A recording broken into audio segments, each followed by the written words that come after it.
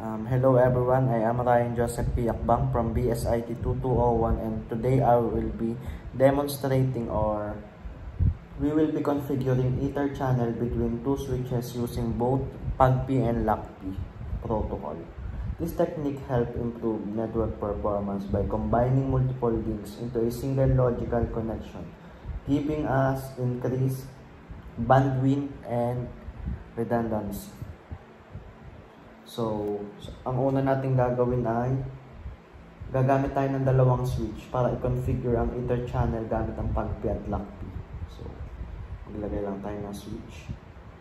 Dalawang switch. Then, lalagyan natin siya ng cable. Copper straight through ang gagamitin natin.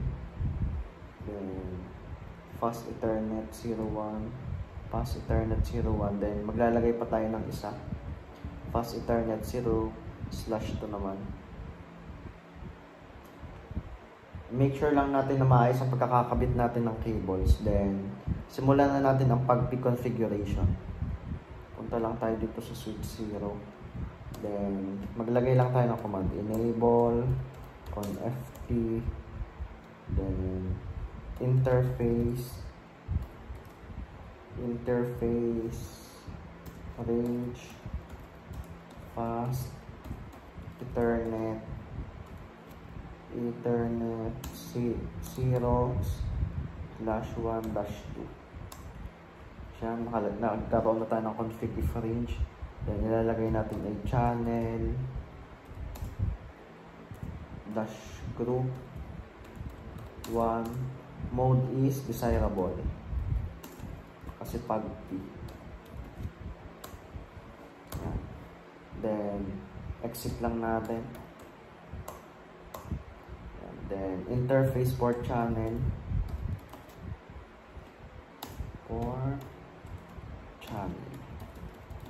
Interface port channel 1.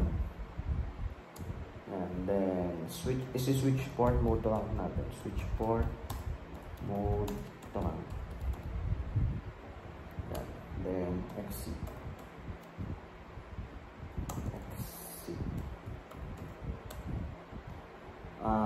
Ether channel ay technique siya that combines multiple physical links into a single logical links between switches. This helps us increase the available bandwidth and ensure redundancy na.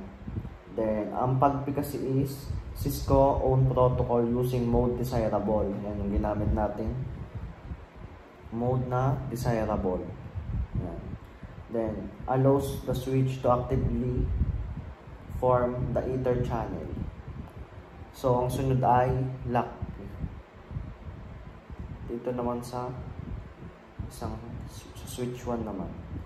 Ang LACP naman ay open standard protocol. It is useful when you work with non-Cisco devices too. Yan. LACP.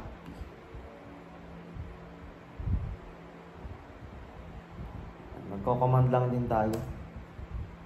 Enable, configure terminal, then interface, range, fast Ethernet.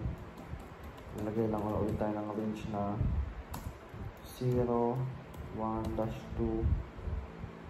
Then, yung ano naman, LACP naman is channel group 1. Mode naman niya is active. Yan. Then, exit lang natin. Then, mag-i-interface port ulit tayo. Interface port channel,